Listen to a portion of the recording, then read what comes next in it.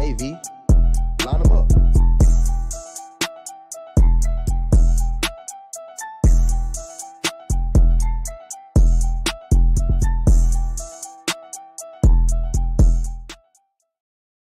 What's up, CBR fam? We're back here once again. Kino's gonna be running a little late, but he'll be here shortly. Tonight we got a pretty good show. We got CJ Frazier from Chondro Barracks and the Gecko Barracks coming through. But first of all, let me shout out who's already here, man. Shout out to Chris from Inner Box. What up, Ro? What up, Mikey Marsh? Hey, congratulations, Mikey Marsh, on that clutch. What up, cousin Tuck? What's up, Miss Carly? Um, and since we got Chris here, we're gonna put up his video. We're gonna show you the inner box commercial.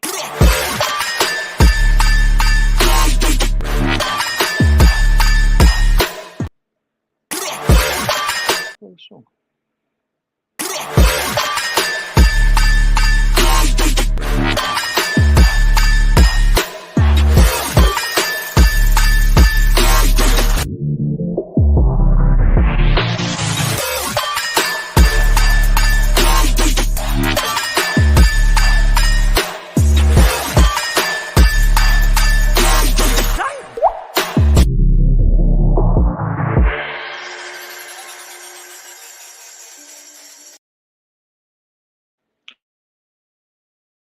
That was those were products from our sponsor Chris with Innerbox 3D. Go check him out. He's got some great stuff over there. I use it with my Neos, and I use the perch holders with my adults. And he's coming out with more products, more and more. So keep Chris busy, man. You keep him busy, you can't fall downstairs. Um, Besides that, man, I don't really know what else to tell y'all. I guess we're just gonna wait for Keno to get here. Anybody got anything that y'all want to share with the group at all? I don't got anything interesting that's happened to me in the last week. I think the only thing somewhat interesting is I ended up killing a squirrel for my friend's wife. Yeah, I went across town. It was a 40-minute drive. Um, and they had a squirrel that got into their house in the garage. And me and a dog, we chased down this squirrel, and took care of it. So that's the most interesting thing that's happened to me this week. Um, so how's your Neos doing? Salad, Neos are doing good, man. The Neos are doing good, and they're starting to come along. Um, you know how they say that you're not supposed to pick a favorite. I think we say that, but we keep doing it because I keep doing it. And my favorite one decided to finally eat, so like it's going well. Also, man, shout out to Keno for showing me his little angle tricks for getting the little pinky right in front of it just the right way, and it worked a little bit better. So I gotta say shout out to Keno. Also, with my second clutch, I had to switch over, keep the animals over water. That was something I learned from Mark Hager. Regardless of what people say about it, negative, positive, that's just that's just what's going on over here. It's not changing because it works. So, shout out to Mark Hager for showing it to me. Um, Carly, how's your babies? How's all your Neos doing? Um, Anybody else got anything interesting that they want to share with us? I'm literally just stalling until Keno gets here. Um, we also got with CJ coming on. He's hopefully will tell us about his clutch, because he's new into the breeder space, and it's a good thing seeing it. It's not easy hatching green tree pythons. It's a lot. It's a lot harder getting a bunch of green tree pythons established, but hatching them is not easy at all. So anybody I see do it, hats off to them. I've seen people try and fail. I've seen people try and fail and fail and fail until they get it right. And I'm still new to this. I've only had three clutches. I'm not gonna sit here and pretend like I'm some magical breeder. I've only had three clutches. So, uh, but from what I've seen over the years, like I've seen a lot of people try, and fail until they get it right. Some people, they still don't ever get it right, but it's not an easy thing. So I never look down on anybody because they can't do it. It's difficult. Um, so yeah, shout out to Mikey Marsh. Shout out to Carly. Who else has had clutches here quite recently that's probably in here? Yeah, that's pretty much it. And everybody that's intending, to do some spring breeding and do some fall breeding, man. Good luck to y'all. Uh, let's drywall. It's not ready. I'll go ahead. So yeah, man. It keeps saying that we having some connectivity issues. I can't tell you what that means. It also only says it's one person here. I could be extremely boring to y'all. Y'all could be like, we don't want to fucking hang out with Travis no more. Um, and that wouldn't bother me. I'm getting sleepy. Uh, but yeah, man. What's up, Didi? Uh, what else we got going on? We still got Chondro classifieds. So if you got snakes that you want to put up for sale, let us know. They don't have to be Chondros. Um, Dimitri, if you want to put your stuff on Chondro classifieds, let me know. Um, just give us, a couple days ahead, uh, and put all your contact information on the photo, and we'll put it up on Chondro classifieds.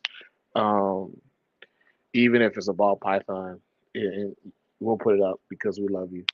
Um, we've been talking in the talks of talking about shirts. People have said that they wanted shirts. Nobody has come at us recently asking for shirts, so we get some more interest about shirts. We will produce some shirts. Um, we would like to have, you know, some people saying, "Hey, yeah, of course, sell me a shirt," because we're gonna sell the shirts at cost, right? We're not selling you shirts to make a profit. That's not the nature of the Chondro Bar Room. So shirts will be cheap, but if you guys want shirts, we can start with stickers, but we would just give stickers away for free. Like we wouldn't charge people for stickers. We just send them to you, and it wouldn't be me. It definitely had to be Kino. Because if you expect me to send you shit, I'm probably not. I'll probably actually give you money because I'm not going to the fucking post office. That's just the truth. I wish I was a better person, but I'm not a better person. I'm not going to the post office. There's old people there. There's people I don't want to fucking talk to. It's far. It takes a long time. Everybody looks agitated. You know, there's a bunch of moms in there talking shit. Just fuck the post office. I don't fuck go to post office. The only time I go and send some things off, I go to those like little parcel stores where they charge you like double the price to ship some shit. Yeah, see, Tuck's still waiting on the package. It's sitting at the bottom of my fucking closet. I'm gonna send it to you, Tuck. I hope I'm telling you the truth, Tuck. I mean that from the bottom of my heart. I hope I'm telling you the truth. What is most likely gonna happen is I'm gonna eventually see you in person and give it to you. I am. I'm not being dramatic. I'm telling you the truth. I don't go to the post office. I don't. There's a lot of places I don't go. I don't like going to the grocery store. I don't like going to Walmart. Um, yeah, the store that I like going to most is Home Depot. When it comes to like the post office and like Walmart, I'd rather pay extra money to not go and have the shit taken care of. I know that sounds terrible. I like leaving my house. I just don't like leaving the house and doing shit I don't feel like fucking doing. That's the whole purpose of being a grown up is to not is to get to the point where you're financially stable to not do shit you don't fucking want to do, and then you pay other people to do it. That's how that shit goes. Uh, so yes, I went to Walmart this week for the first time in at least 18 months, and I fucking hated every second of it. Am I the only person that notices that people when they go to Walmart they walk hella slow and treat everything like it's the first time they just seen some shit, even if it's some fucking dial soap? Am I just being an asshole? Probably. I'm probably being an asshole. Um, but yeah, if you guys, if you guys are truly interested in getting shirts, Let us know. Say something in the chat. Let's get a one, or just say shirt in the chat. Just write shirt. I want a shirt. Anything, so we can count it. Uh, and tell us if y'all want regular shirts, hoodies, fucking baseball jerseys, whatever. Just say something. If you don't want a shirt, if Tuck's the only person that wants a shirt, we're not gonna do shirts. Um, but yeah, but I promise you, these shirts will basically be at cost. We're not gonna be selling y'all. We're not selling merch to y'all. We're not selling y'all $30 shirts that we made for fucking $5. We think that's kind of shit. Um, but yeah, man, I don't know what else besides that. Keno's ass should have been here a while ago. Um, Beyond that, man, I'm gonna actually bring our guest in. And we'll catch Keno ass whenever he gets his shit together and bring his rockhead ass in here. So y'all show some love to CJ Frazier. What's going on, CJ, man? What up, Trav? Thanks for having me. Hey man, I'm glad to have you. I haven't really met you. I haven't talked to you in person. So this is an honor for me too, man. I didn't know you had. I didn't know. It's like somebody told me that you had a partner a while ago, and I was like, "Who is that?" And it was just like Iris Song, and I was just like, "I know. Why do I know that name? Because Rain. I don't know if you ever talked to Rain. I'm not sure who's that. There's so many different connections, but yeah, that's my cousin. He kind of got me to start with the snakes, and we do it together. He just didn't want to be on the camera tonight either. Yeah. So a dude named Rain was telling me about Iris Song, and I was just like, man, he got a badass collection. I haven't heard from Rain in a while. Rain's been mad at me, so he don't talk to me no more. But people get mad at me all the time. people stay mad at me. It's okay. I can take care of myself. So CJ, where you from, man? I'm from Ottawa, Illinois, so about an hour and a half from Chicago, so a little bit away from Keno. Okay. The weather's So I starting used to, to break over here. yeah. So I used to live in Indiana. I lived in Munster, Indiana, which is like right next to Hammond, Indiana. And I used to live in Terre Haute, Indiana. And I remember at one point in time, my dad was supposed to start working in Marion, Illinois. It never ever happened. But yeah, man, I'm familiar with Illinois, Indiana. Yeah, it's not. I'm not a fan of the state, so. Oh man, you gotta get over it. Nope. I'm just messing with you. What's up, man? Keto, put your hat back on, man. Let's get shiny in this bitch.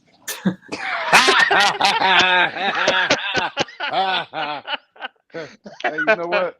Chad, you can go fuck yourself, okay? Did you see? Hey man, did you see that video I sent you? Hold on. What video? I need you to go to IG and look at the video No, of what I said. I'm already late, man. No, Said about you fitting like Lego blocks. no, I'm already late. So I'm gonna see. I'll see you later. Man, what you was on there acting ignorant? Yeah, but CJ, man. So where you want to go, man? What you up, want to CJ? live in Illinois? Where you want to go? We're not sure. Somewhere warmer. Okay. Maybe somewhere coastal. We're not sure. Just have to figure it out. Somewhere away from here, though. All right, man. Well, So it's a few people here already. So let's get a quick rundown of your background, Charlie, CJ. Dimitri, You might hear my son acting crazy in the background. Salad, Charlie. Yeah. So it started with the geckos. I've been doing the geckos for several years, and then Chewy is who I refer to as my partner, my cousin. Closest thing I can have to a brother. That's who I do the Chondro Barracks with. So I would say shout out to Chewy, man. Chewy, you should have had your ass on here, Chewy. Yeah, shout out to Chewy. Chewy, you can still bring your ass on. I Yeah, promise hey, you. Just let me know. CJ on here alone, man. CJ cousin. He be behind the scenes doing that work, putting that work in. That's why, man. Because his head is blinding folks. Which one? The scroll to sack where? Nigga, please. Boy, you gonna make me get out of character. Stop it. Yo, who said he got a skull to sack? Nah. Get that skull to sack. That's never happened. Nah. That's called a ball fade. That's not a scroll to sack. You gotta kick it around more black people, Tuck. It's called a ball fade. He called your croissant a skull to sack, boy.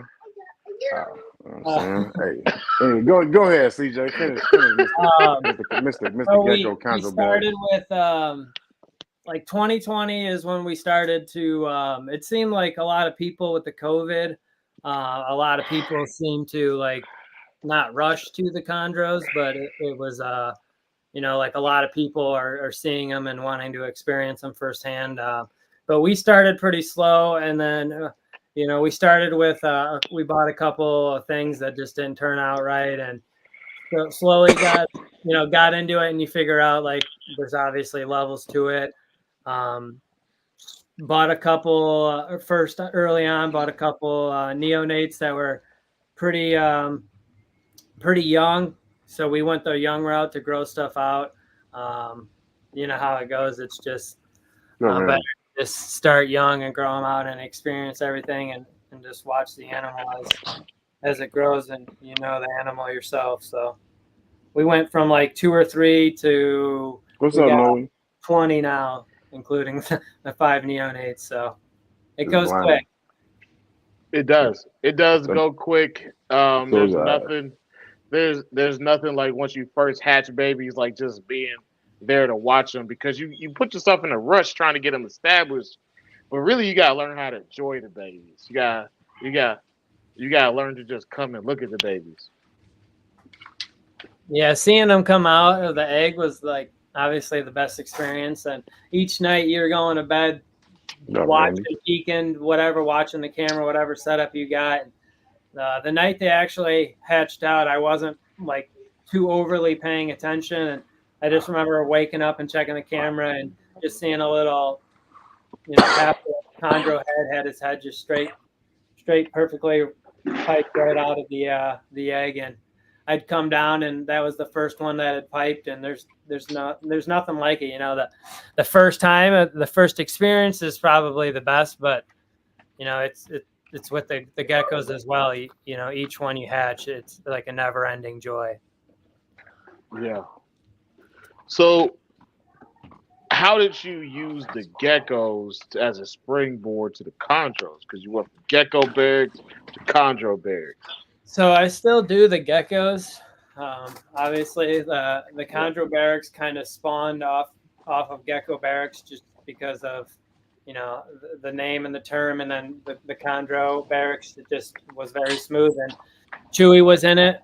Chewy was, he was happy with it from start. We took a little bit to discuss like what we wanted to do and how we wanted to do it, whether we wanted to just be hobbyist and keep things for shits and giggles, or actually try to breed and see what we can do with stuff, because the chondros are essentially they're all wild cards. You never know what's going to come out of each clutch, and the geckos kind of propelled me. The chondro is the first snake that I've owned, as in like a closed collection. I had stuff outside that you would bring to the house when you're a kid, stuff like that. But the geckos, I think, was kind of like a foundation for me to use that stuff and develop right into the chondros, and kind of already knowing that you got to pay attention to the animals and selectively buy and put yourself in the right place that you can succeed.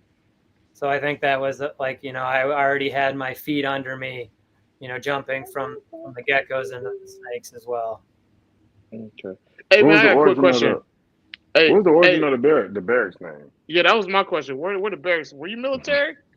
No, I wasn't. So So that's like one of the things that for me, I kind of like to use it as like a way to, promote it and be good for. So like one of the things that I do behind that is so like I offer free shipping to people that are military or active duty. That's just one way that you can give back. So that's just something that we've started to do. But going back, there's a lot of different things you say you do differently, but that's just how it spawned. Is thinking about those terms, and that's a whole different thing going into all that. Is how all the people that are not represented the right way after serving the country and mistreated, and so it's just one of the ways that you can give back is even if it's $45 to $85, a small label, a return discount, whatever it might be. It's just something that you can do to make their day at the end as well, and to ultimately give thanks to them, because without them, what would we be looking like right now? Yeah. What discount do you got for Chirac veterans? Don't get this man shit. Don't get this man shit.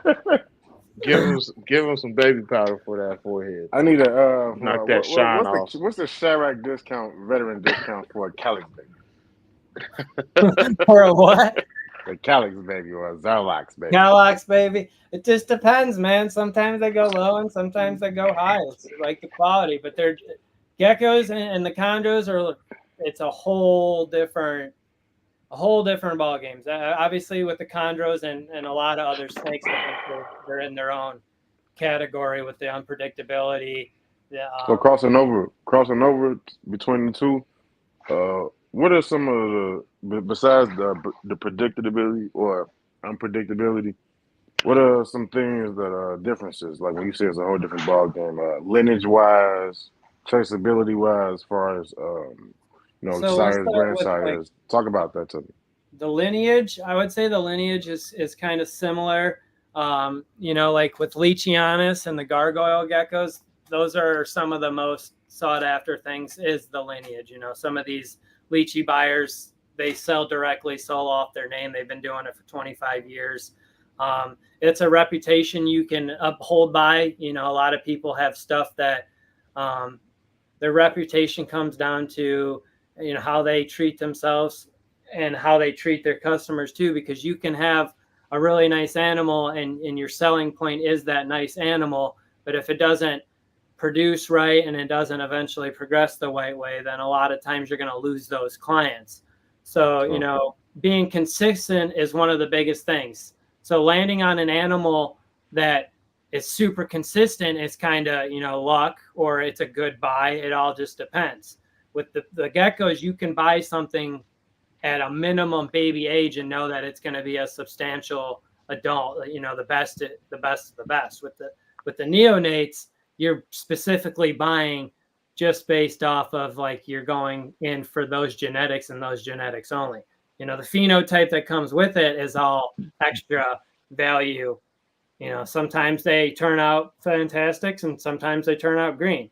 Right. And that's just, I would say there's right there is the biggest thing is just, babies with the geckos and the neonates is like, you can judge a gecko at a minimum tiny age. And then obviously you'll have some neonates that come out patternless, dark is darker, the yellow blaze, whatever is your cup of tea.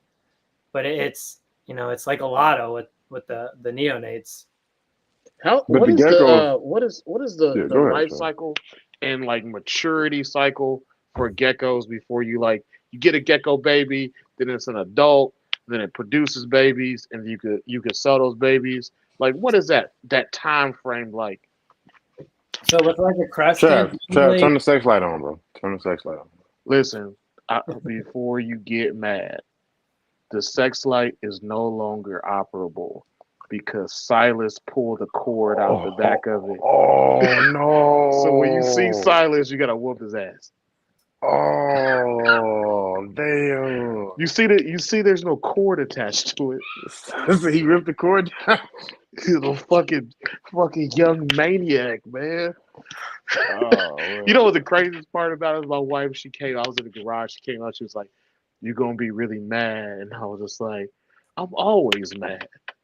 I'm an old man. Of course, I'm always I'm mad. always mad."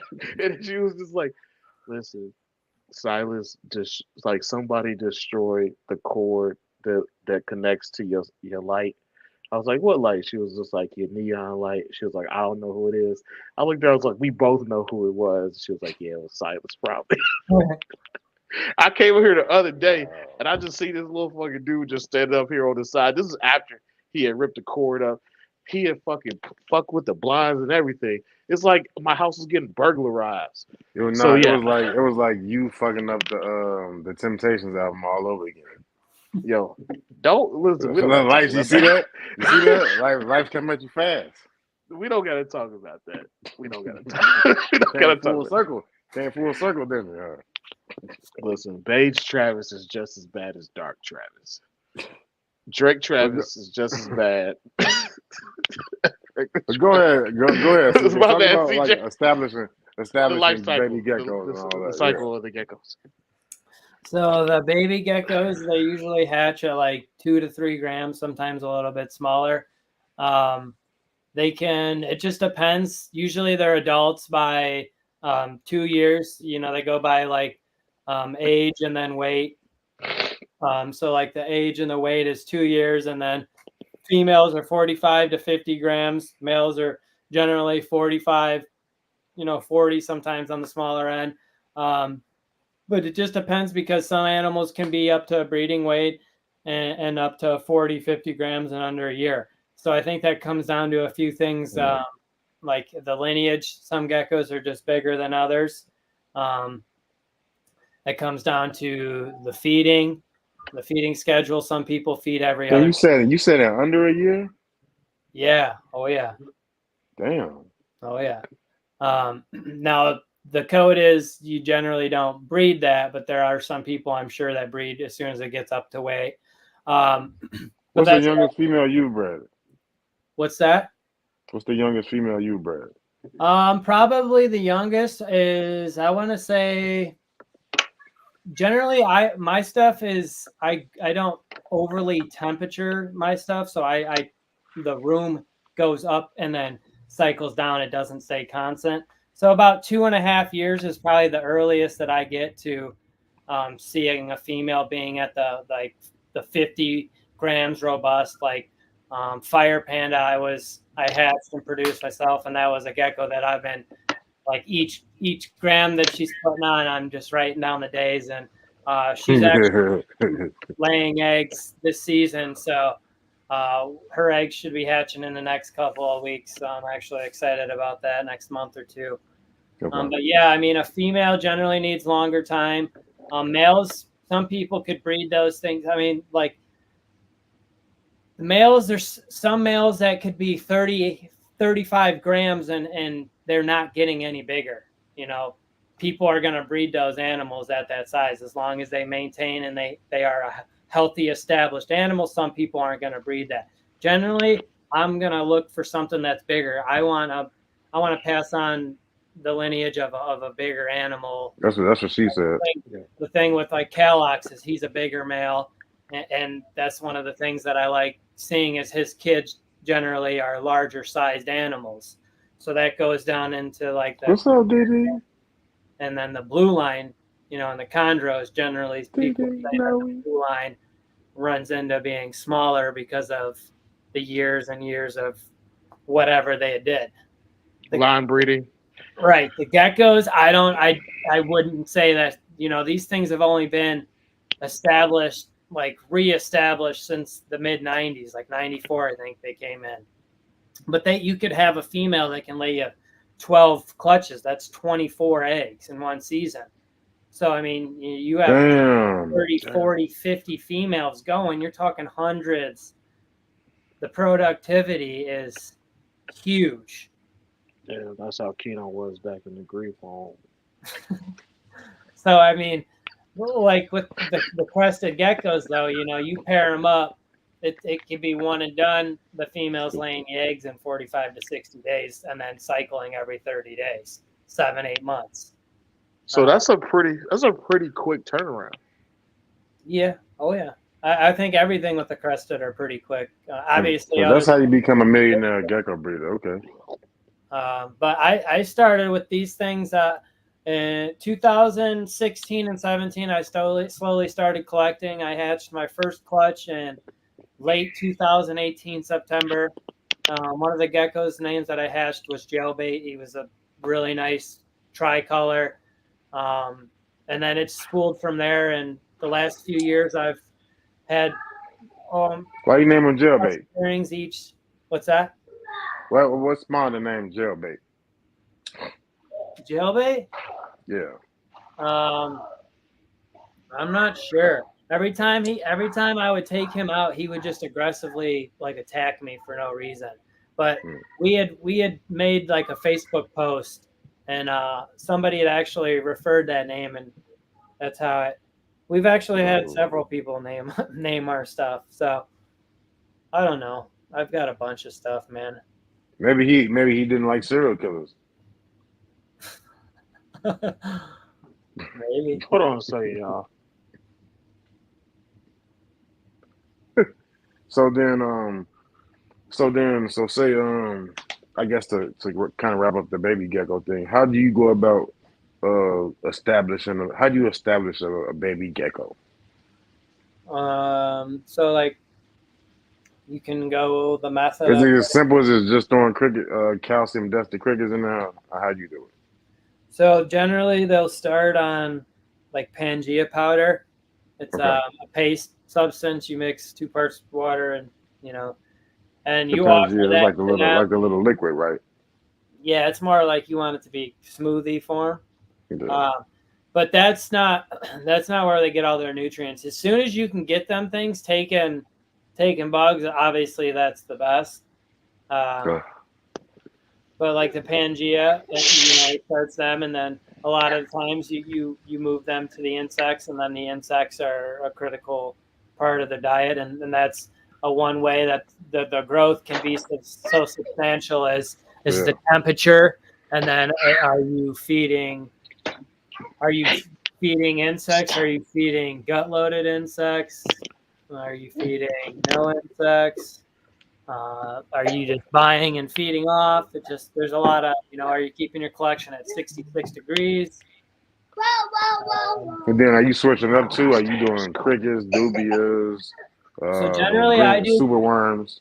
I do usually crickets, but I've actually started a dubia roach colony. So I'll have to keep those on heat. And I bought a bunch of, so you got to like use, I think it's like 1-to-4 ratio with the dubia roaches because the males will just fight and they're territorial and they'll kill each other. So you just use 1 male to 4 females. So hopefully I can keep them hot and humid and just they keep repopulating and then use that as my own growth, but it's not like the feeders of the snakes where you could be spending hundreds of dollars if you have hundreds of geckos that need fed and you're routinely going through. Sorry, y'all hear the sirens. Those are the beautiful sounds of Chicago. Daily, nightly, huh? 6,000 to 10,000 crickets, that's going to cost you a couple $100. And then you got to think about the shipping. The shipping prices have gone up. You're looking at $30 to $100. I spent over $600 on feeders in the last month. Yeah, that's the joy. You'd rather buy them than do it yourself, though. That's absolutely not. Well, that's me. Absolutely. That's me. I'd rather buy them. That's joy and pain. I would rather buy them. I do not like the smell of rodents. I don't even like the smell of frozen rodents, man. No, they do smell weird when they get on your hands. You get like a little frozen rat juice on your hands. I'm like, oh, like, shit. And you gotta put something strong on it to get the scent off. Like you gotta put soap on it, maybe a little bit of bleach in your hand, and you gotta really scrub it because that rodent scent it doesn't stick to plastic, which is crazy, but it sticks to your skin. Mm-hmm. I've never used But this. anyway, So CJ, then, some the sexual dimorphism between these geckos. We with the green trees, we usually got to wait about the let's say 10 to 16 months at the earliest, sometimes longer. How are you able to tell so soon? What's the difference between the male and the female with these animals? So they generally don't hatch with the pores or whatever that identify. Although I've had animals that are literally right at the 3 gram mark, and you can flip the gecko upside down and hey, use a clear jelly get cup, out of here. a jeweler's loop that's magnified, and you basically Okay. look at a section in between the 2 rear legs on the belly, and it'll show um, the scales. And then if it's a poor sexed male, there would be 2 or 3 rows of like 6 or 7 little dots stacked on top of each other that look like little ingrown hairs under the magnifying loop. That would identify as pores, and that would Okay. ultimately become a male. So like females, usually they have rounder pores and no denting or any type of. So you can have pores, you can have headscope pores, is where it's potentially pores, but you can't confirm it.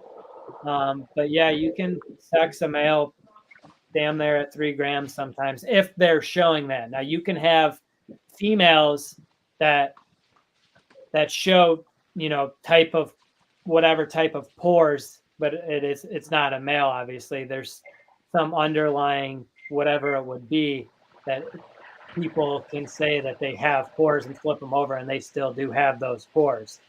But generally, most of the time, a male is going to be identified by like the 15-gram mark. Most of the time, they'll have like a little bulge coming out from under their rear vent area. But sometimes you can have animals that have no pores and they're right at that 25-gram mark, and then you open the tub and they have a huge set of balls one day. That's happened to me. He's like, look at this. Hey, look what I got. Yeah. Oh, yeah. And that's why I was going back to the thing where there's some males that could be 40 grams and their, genital area is substantially larger than a 60-gram male. So I don't know if that comes down to the lineage, whether it's just each gecko gets those odds. I'm going to be bigger. I'm going to be a smaller. I'm going to have all my limbs, because we run geckos you can have polydactyl. So that's, some people have had geckos that can hatch with 2 tails, one tail with another tail connected to it. So his daddy's Oh, shit. There's so much crazy stuff that can go on. Same, with the chondros. I feel like Is that the double tail thing? Is that the result of inbreeding, or is that just some freak thing that happened? nah, I think it's just a freak thing. I don't think Okay. there's anybody that can prove anything within like the geckos other than maybe like the leopard gecko stuff. There's people that have still inbred and still line breed stuff today. Okay. It's not like practiced as much as it is, I would say, in the chondros, even if it's really practiced as much as it used to be. You know how we talk about that a lot. So I always wonder, how is that in the gecko game? It's had to be done to prove certain traits. Right. A lot of grandkid times grandparent stuff has been done. People just call it how it is. A lot of old skin on flabby skin action. Yeah, so like Young skin. I want to say, like when I first started coming into buying geckos, you could buy anything you wanted basically for $1.5K, adult size. Okay. And now you got 50K geckos. I don't have those, but people have. They've been sold at those numbers.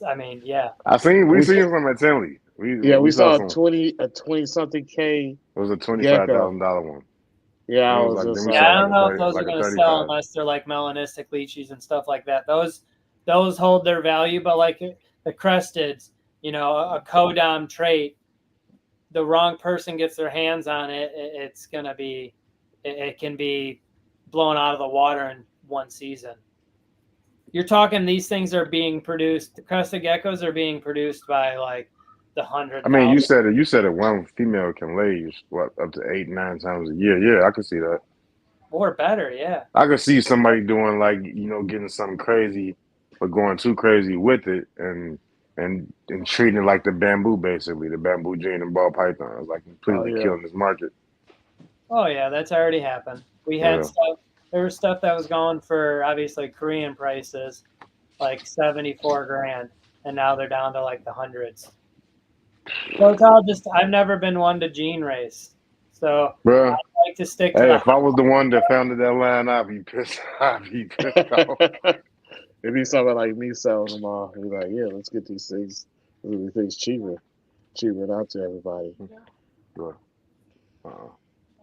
I just send the mafia. But I just send the mafia down there to Texas. That's not where it's coming from. He get Trav legs. There's a few more though, like the green trees. There's nothing other than the albinos that maybe one day. I mean, like the one snake Voodoo just hatched. That one's pretty insane. Oh, it's got like the white is like reversed pinning. Yeah. So how did go ahead, Trav, my bad. No, so that was the thing I was gonna say, yeah, with Marshall Mendez. But we let's see, where we're at in 5 years when it comes to seeing if we can get more people to produce them, because I think that Marshall's gonna be really successful with it. But to then talk about Chondro more, you gotta have somebody else besides Marshall produce them. And that's really gonna be the mark. Yeah. What albino stuff? Yeah. There's some albino stuff in Europe. Yeah. We don't have it. I was just talking to Sal. Europe got a lot of nice stuff that we don't have.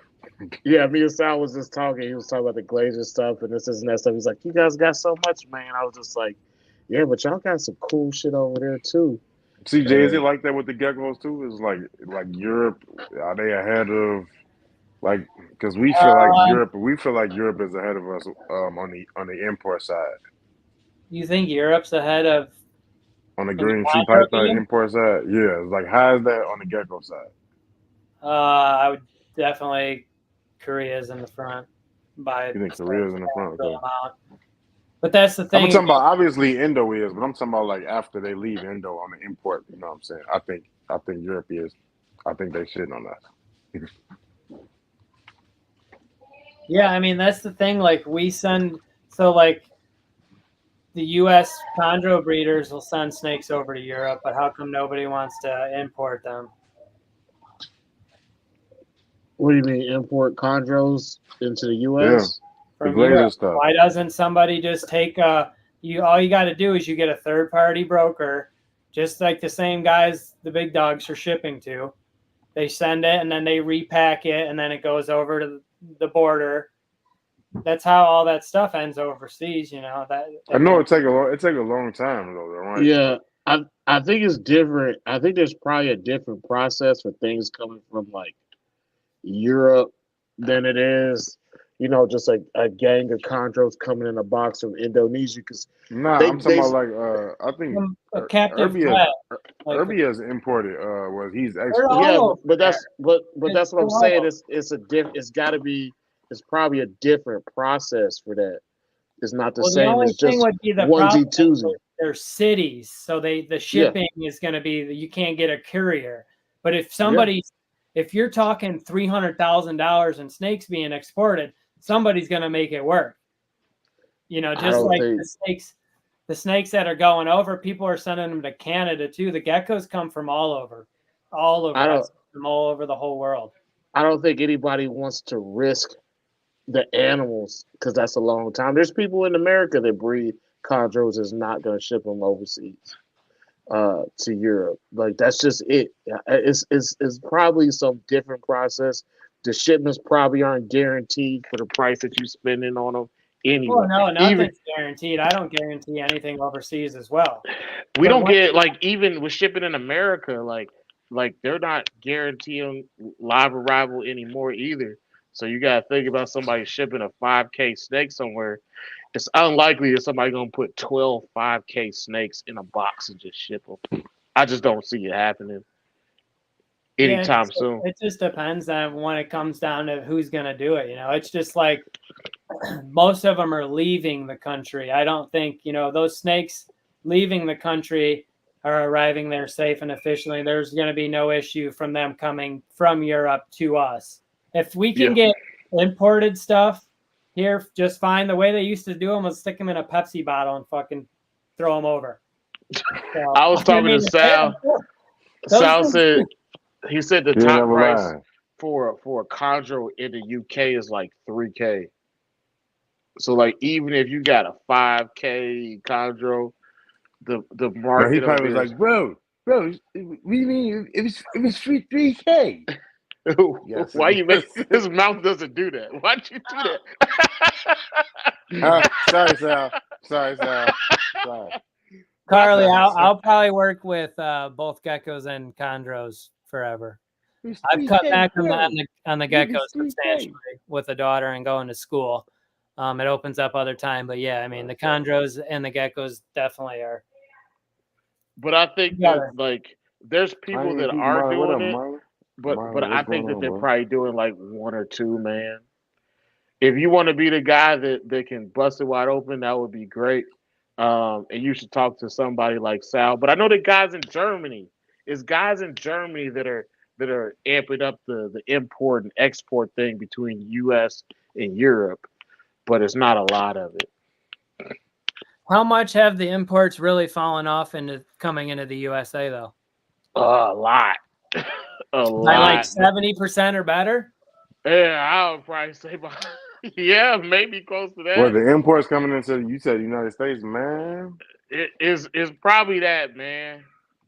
It's probably So 70% is it just the overall quantity, or is it just certain people quality, can't get it quality. from certain people anymore? Uh, Quarters have dropped too though. yeah, So yeah. what does that mean though? Is that more people are buying captive bred snakes at $2,000 versus a $500 snake that might die? Well, there's still people buying the Yeah, imports. Like certain but it's not people as have many. them. It's Like not as many opportunities as it was 5 years ago to buy some shit at the show. Like yeah, you so can still buy $375 VOX at shows, no problem. yeah, you But can. it's So just not in abundance like it was.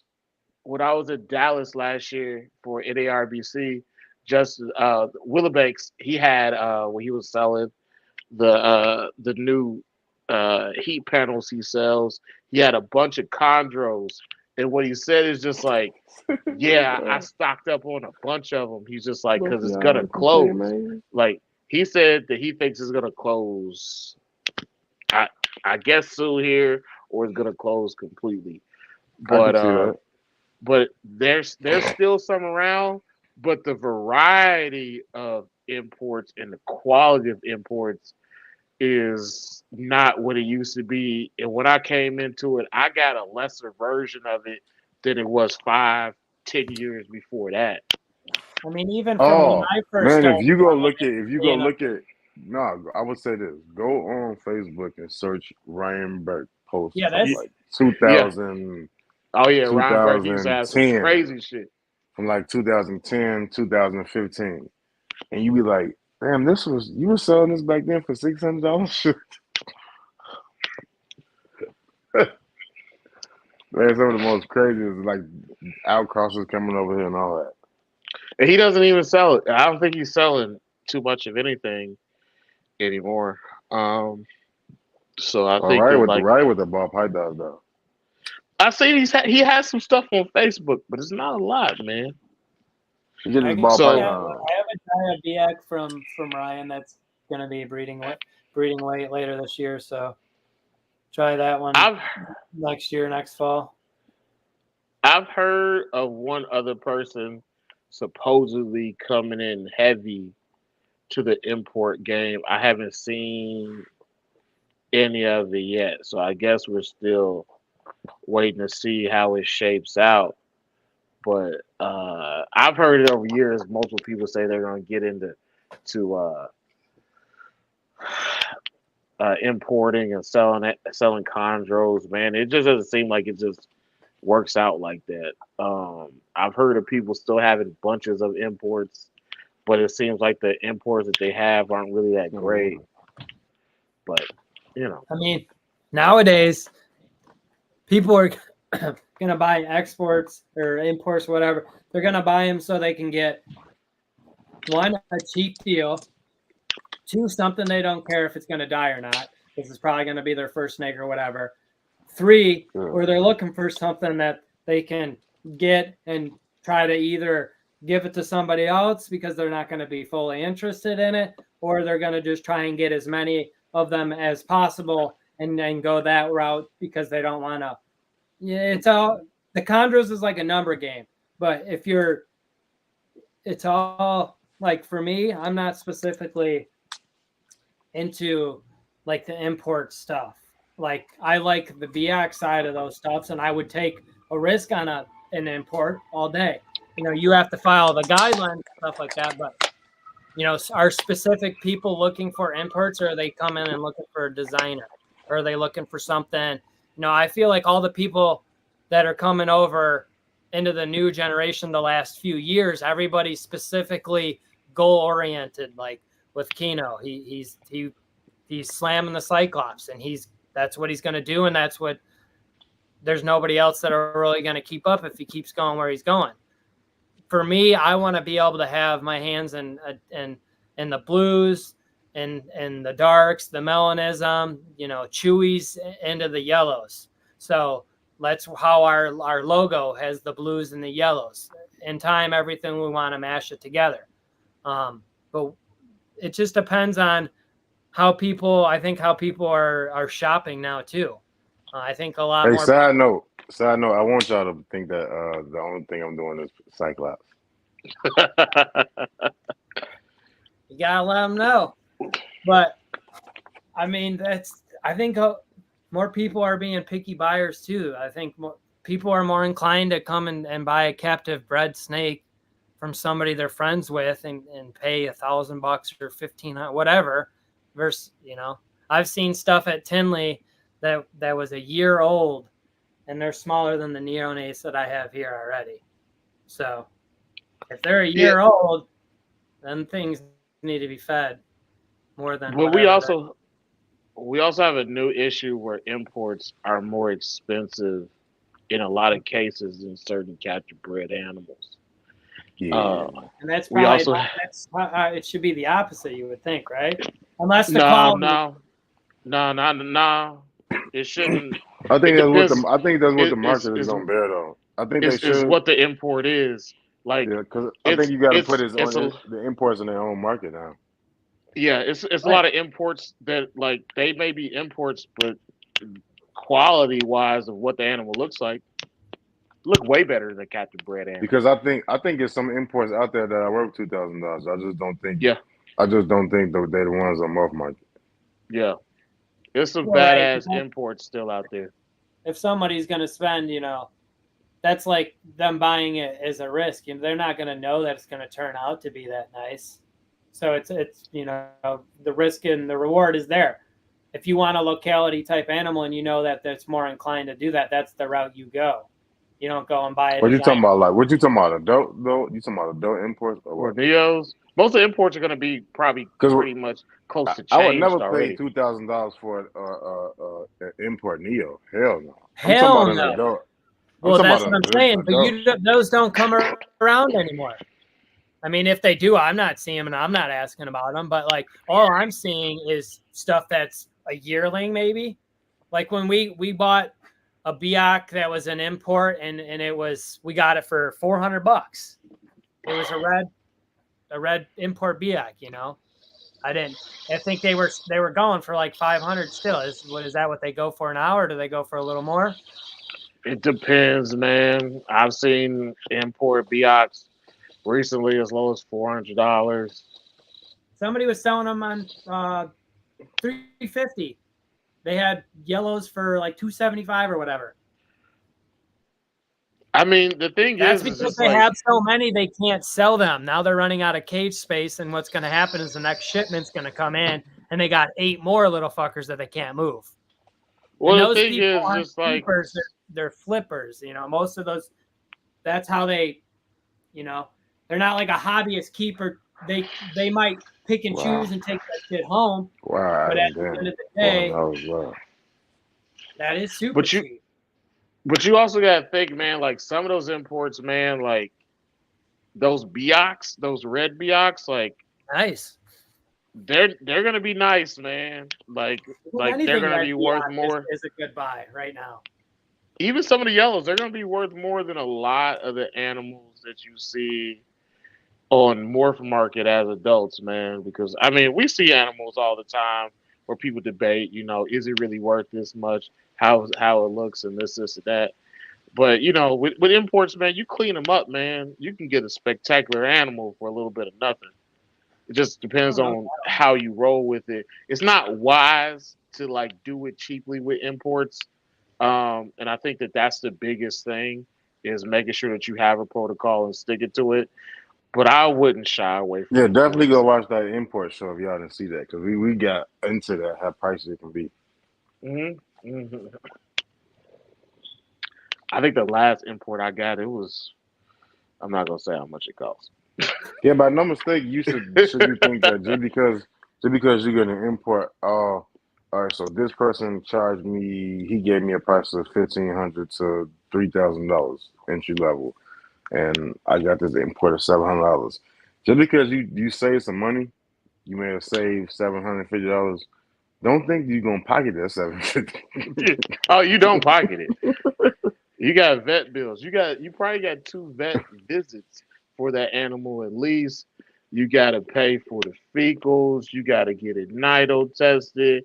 You're gonna have to Yeah, worry that was about, this all after you know, getting it set up and getting it like at least stabilized to your house and a nice setup. So you're gonna abrasion pay. cream. You got to worry about that type of stuff. Probably Yeah, antibiotics, and that hopefully it's seven just fifty. one You're gonna round. spend that on the enclosure and the thermostat, and Well, you And got you to get start on a healthy snake from the start. you're gonna start spending well, money at the vet doing all that. Whatever what Chaz said. well. The last 2 imports I got, I couldn't buy them if I wanted to buy them captive bred anyway. So it to me it was like it wasn't really an issue. That's blade talk right there. So like there's still some stuff that's coming in as imports that is really That nice. was a blade bar. Uh, those two sarongs, the last 2 sarongs I got, yeah, I would get them as imports any day of the week. So then, how did you and CJ, how did you and Chewy go about like knowing all this, like what you knew going in, coming in the green trees? How did y'all go about building up? How did you go? How did you get your first green tree? How did that go? So that's funny. We actually we talked about it for a while if we wanted to do it because Chewy's got ball pythons and he's got an emerald tree. So and he's got the boa. We talked about it, we discussed it, and we went half and half on 3 snakes, all imports from said Mr. Heat Panel guy. So Willowbanks. they came in. We bought a red neonate, a yellow neonate, and then we bought like a juvenile. The juvenile came in, it was all tore up, whatever. The yellow one came in and was prolapsed. And so we inito swabbed everything, and they all were hot. So we were like, packed them back up and fucking just sent them back. That's all he was like, yeah, just send them back, So we sent them back, and then Damn. you learn your lesson, and then you kind of restart, and then you start seeing the groups, and you start talking to people, and then you reassess the situation. And we started talking, with certain people, and they kind of take you in, and you got to put feelers out there because a lot of people just take your guap and dip. So that'll happen. It happened to me. It'll happen to other people. That's just part of the game. You want to, but we just built up slow. Get that barrel I out. have different people giving me information, and Chewy's got his sources. So, I mean, Nice.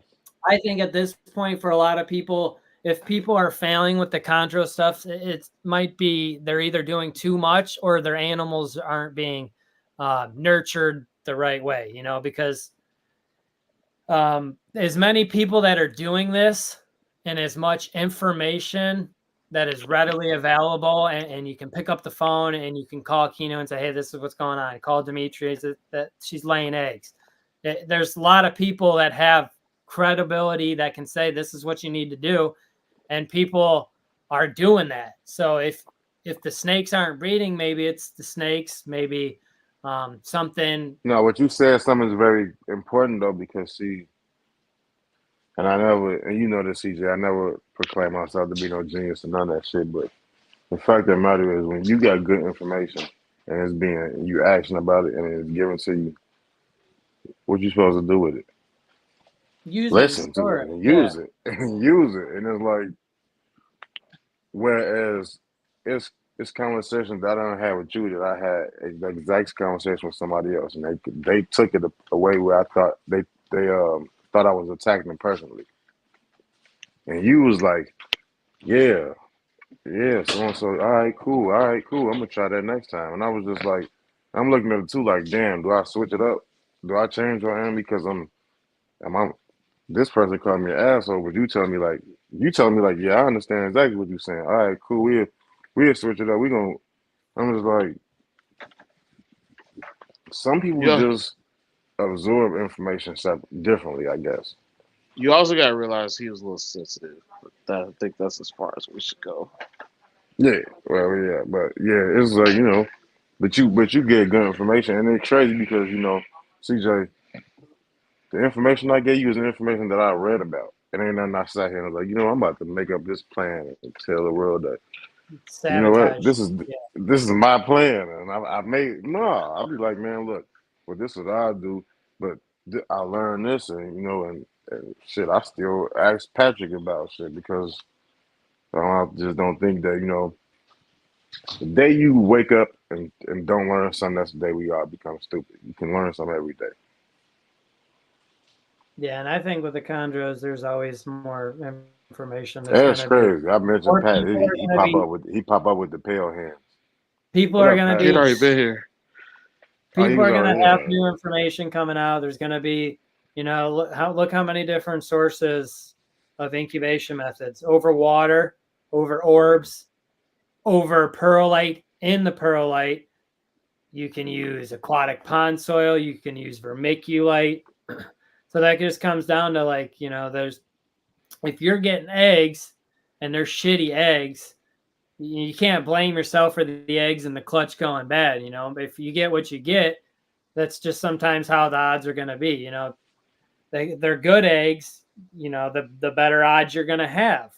Whether you get something that comes out that, you can't blame yourself.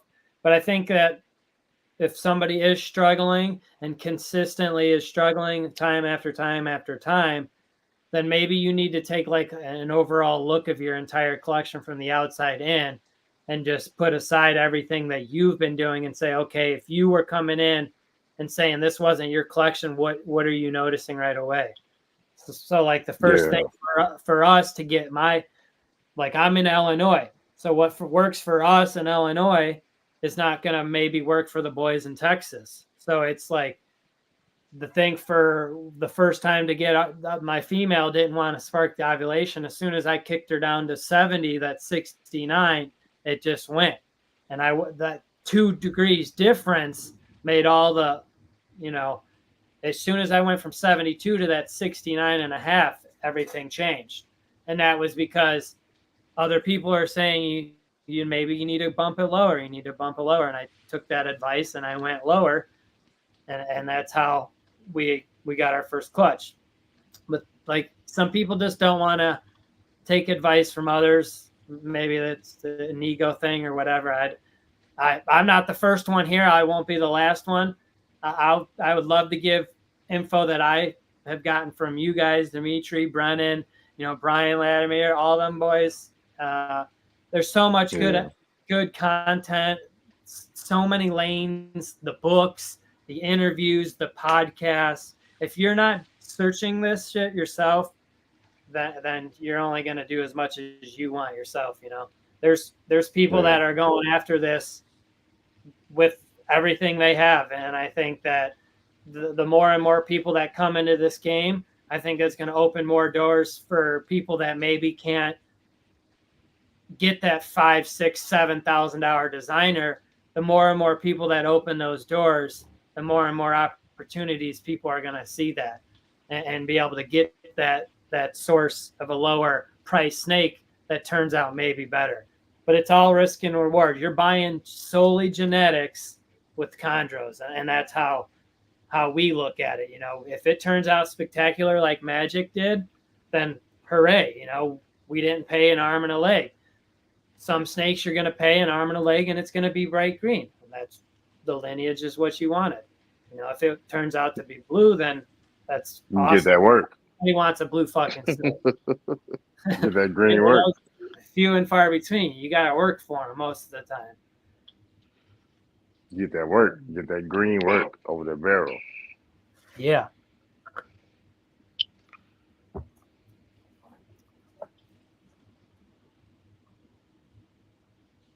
Yeah, so true. So then y'all building up. So how you pronounce his name? Sazon. Sozin, yeah. So how did y'all come across him? Well, that was like after you sent those back. That was the first male that you acquired, right? After that.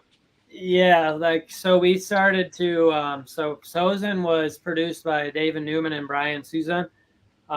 So I know Brian through the gecko world. I see him at every Tinley. We had been conversating. That's Sundown Reptiles, right? Correct. Yeah. Yeah. He had this male, and we worked out a great deal. And I took the leap and fucking bought him, and he turned out to be one of the best snakes we have still.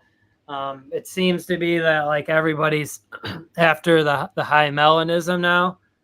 That's what he displays, and he's up here. He's going to be 13, and he's still displaying that high melanism. So that's kind of what we're going to target with him and his project. And that's one of the things that I'm a believer is I think that in the chondros and the geckos, grade A males are way more important than like a grade A female.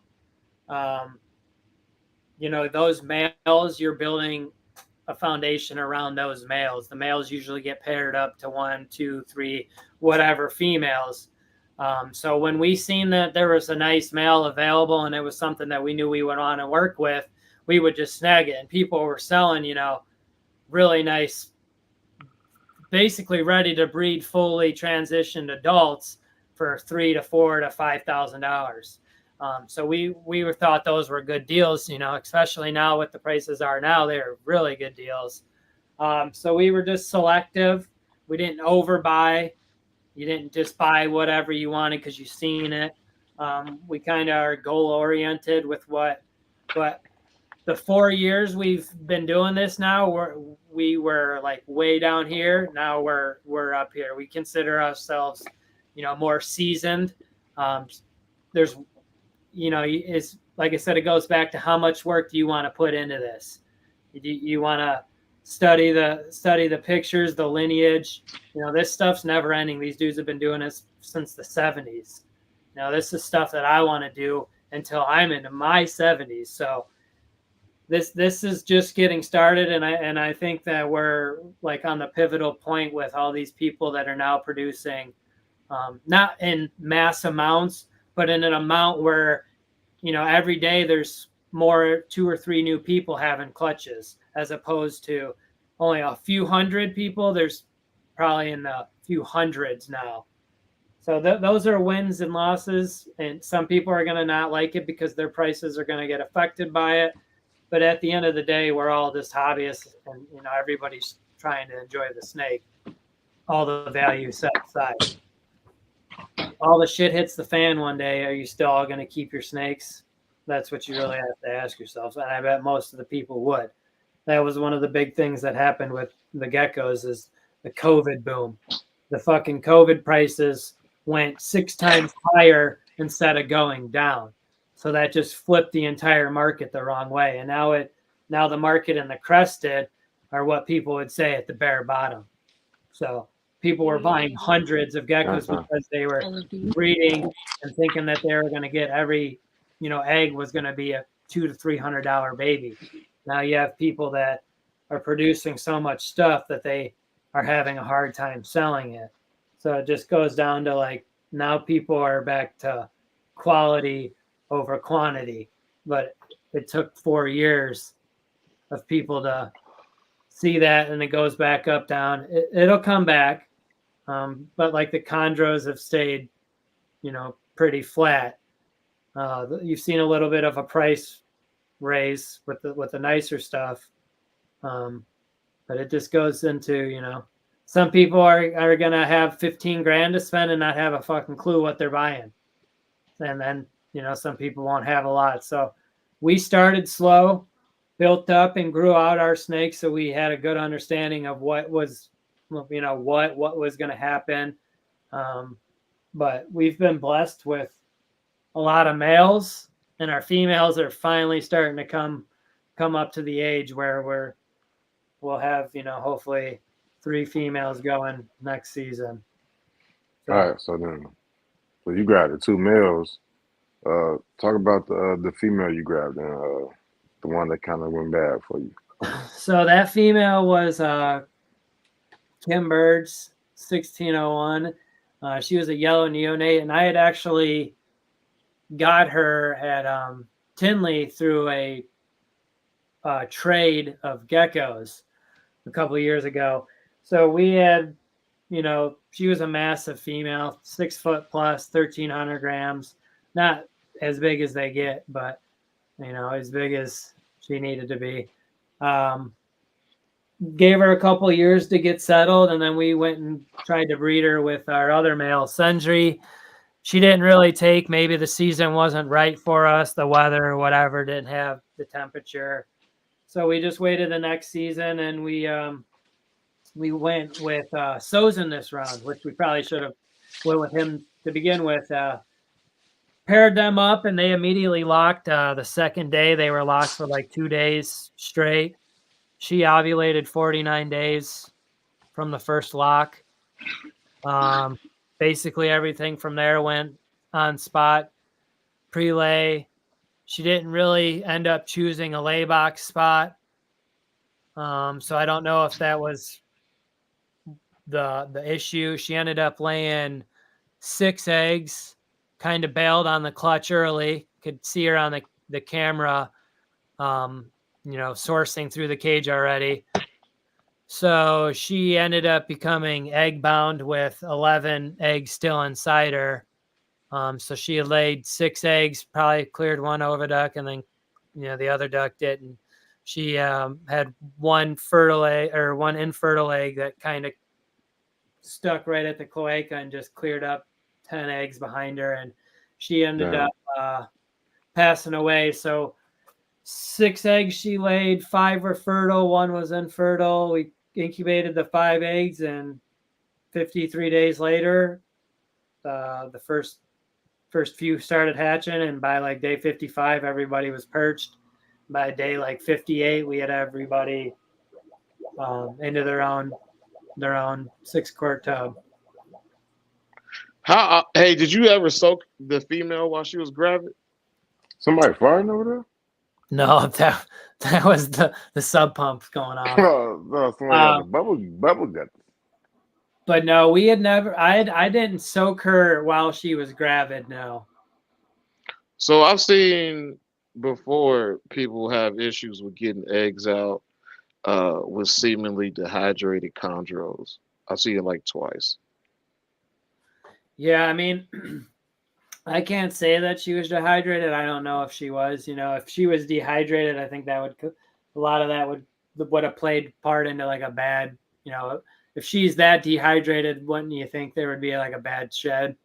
No, because you gotta No. understand that's an internal process. Like you can have enough water to get you through the shed, but you gotta think about all the days after the shed when it comes to actually forcing the eggs out. Yeah, we think the slug that was shaped like this, with 10 eggs directly fertile behind her at the cloaca, was the because she was opened up and she had 10 fertile eggs still in her, would have been fertile, and then the one egg right at her cloaca that was basically folded in half like this and just never made it out. And then she bailed, and she just didn't make it to the vet, and maybe she died because she had obviously 10 eggs still in her and couldn't expel them. So maybe she was dehydrated. I wouldn't, leave it up to that. I don't really know what happened. No, I'm not saying she was. I'm just asking. No, yeah. I mean, I have no idea. I don't know what went wrong with that process. She laid 6 eggs and then the other 11 just didn't come out. Like that was You said she laid it sideways. Well, almost. so the almost one laid it egg sideways. the one egg that was at her cloaca was like, you could Like tell that it was like a almost fortune cookie. Yeah, it was folded in half and super infertile. Damn. I have pictures of all the eggs, and you could tell that it was just the way it was stuck. It just wasn't coming out with all the other eggs pushing behind it. So that Saturday morning, I put her in the tub and we were going to take her to the vet. And a couple minutes later, she went up, like she just went belly up, and that was that. And that was a big hit, because that was the only female we had that was, at age. She was 6 years. She was prime condition. And I guess we just went up to the Chondro gods on that. She went out and they blessed us with 5 neos. It is what it is at the end of the day. You have to set that aside and continue to try to, see what we may have did wrong. But Yeah. at the end of the day, we're still going to push forward and give it a go again. How many clutches have you had? Was that your first clutch or That your was second the first clutch, yeah. Okay. But got 5 babies. They're all eating, pooping, That's good. How did shedding. establishing them go? Did you that one you started on geckos? Is it still eating geckos or did it switch? So I got that one to wrap up a pinky, but it'll get to the wrapping phase, but it won't. Once it gets down there and smells it and it understands that it's. So we're working on it. I'm on like strike with it, so it's gonna have to take something. You didn't try to what's the name? You didn't try to like do like the frozen piece of a gecko and then blend Yeah. it I've up and tried then everything, like man. dip a pinky in there. Yeah, There's people I that had some that started on the nose like late. Travis Yeah. used to do that. He used to make like a nose juice. He used to grind it, like put it in the blender. No, that was chicks. I used to Whatever take he was doing, chicks he'd and go make to the chick store juice. and come home and kill them. I mean, I come home and kill them all. And throw the chick up in the blender and just grind it up while it's alive. That's messed up. Hey, if you keep it hot, man, it seemed like they were interested in it. But no, with the nose, I never use geckos, but I use the nose for scent. I did use a nose for scent, and that did work. Yeah, I'm gonna have to figure something out. Try to be They ready. are.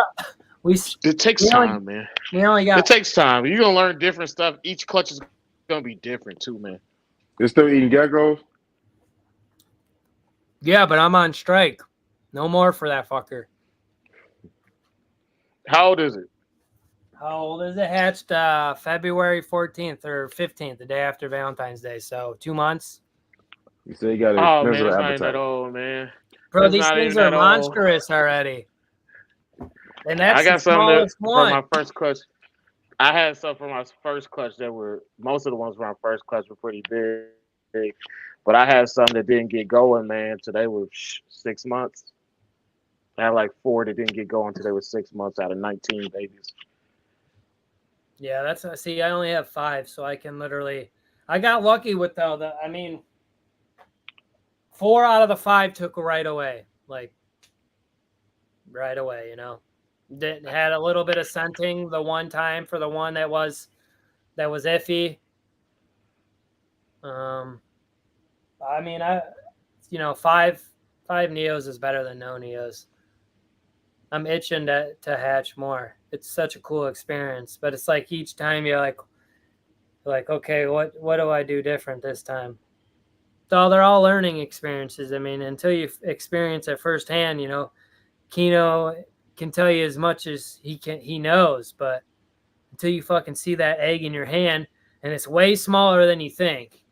You know, I had this thing that like she was the first female snake we had, and she was 1,300 grams and 6 foot plus. So I was like, dude, this is a like nice, huge female. So I was just under the impression that that's what a standard female would be.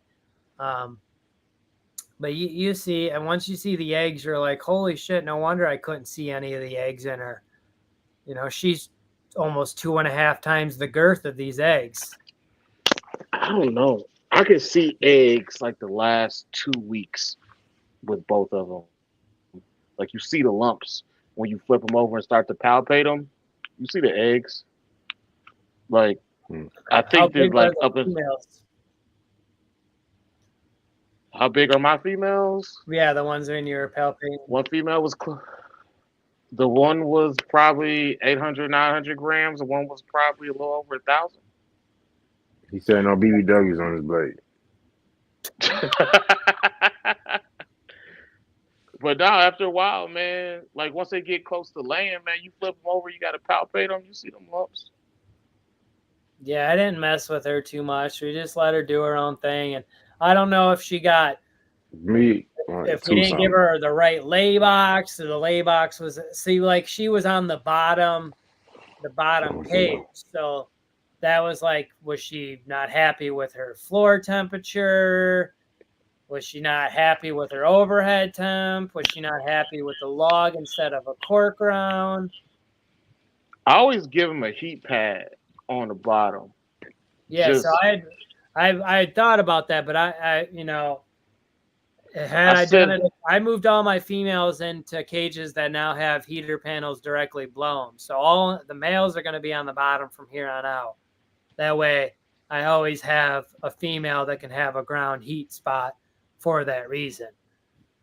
yeah, Didn't know that going into it, though, obviously. no. I think that most people don't. Like, I used it with the first, second, and third. Uh, it So Pat told me to set it at like 80. Um, Yeah, I think that's and the standard everybody wants to be at, is right at like that 80, 81, you know. I mean, I haven't had them like try to leave the egg box, but I think it does work. Um, They're like me. We gotta stay in the box. yeah, I thought you was always trying to get out that jam though. It depends on what type of jam is in the box. Free Kino. I don't know what type of jam you've been in lately, but I want you to see that video with the girl and the weird legs. No. um, Hey, they be sending me yeah, weird man. stuff, man. I be feeling like y'all be attacking me on Instagram for no reason. Y'all be sending me. Dude, Y'all ever is since you were disturbing. talking First about of all, you be the midget stuff, there's like, we always have midget wrestling in Ottawa, so yeah, I'm gonna have to get you some tickets, Kino. You can come down here. yeah. Take his ass over here, man. I only want to see the ladies Take his ass fights. over there so you can see. I don't want to see men midget wrestlers. Hey, man. I hope they throw one of them on you. They get stuck. But the women, I don't know. I didn't I look help her. too I help her far get into back over it. the. I help her get back over the barricade. I'm a gentleman. We just got to throw her back over. I'm not gonna do that, bro. I'm a gently, caressingly get her back over the barricade. You would be a fucking gentleman with a midget just carrying her through the crowd like Kevin Costner and the bodyguard. What's wrong with that, bro? Do I care Fucking, about people? I'm a human. I got a heart. I'm a human being. That's crazy, man. fuck them I, midgets. I ain't never been attacked for being a human being. That's crazy. I'm just messing up. For being a decent person. Is that really what you call yourself being? Yeah. You don't call it. You don't ever call it being an I opportunist. don't call myself a pillar of society, but I'm a decent person. You're a good person. You my guy. You a You know good what I'm person. saying? I'm all right. I ain't bad. Sometimes you ain't bad. Except when I be out that brown. You Nah, when you be out them tall cans of beer too, bro. that bitch strong. Yeah. The hazy hero is strong. You see, I ain't had none in a few weeks. I had to take a break. I was feeling real Ikesh around What does that mean? I don't know what here. that Like means. the Memphis thing. Nah, You bro. know, Last time we said anything about Ike Turner, bro, you got mad at me. when I was something that I didn't even say. We'll talk about it after. We'll talk about the Ike Turner thing after. are you talking? You said Tina was a pimp. I didn't say that. I said I saw somebody say that. I never said that. You did say that. I don't think that's remotely true. That's what I was telling you. Hey, I Salad, your never hazy hero is fire, man. That boy be I having never me said lit up in here. I had to take a break. So I ain't want to turn into one of them dudes that wear white beaters. what's that supposed to mean? You do wear white beaters. I do, but I'm talking about like the only thing though. You think I just walk around here just white beaters and nothing else?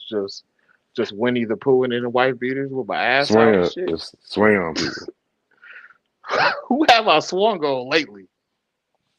He said, Yo, like, yo, who have I swung on lately? I don't know, bro. I'm not there. Salad is just wearing Probably your just neighbor. for what? He wearing one right now. Salad's wearing one. I don't know. Salad kind of weird. He probably got a white beater to snap at the bottom. Nah, he wearing one. You know what that means? You know.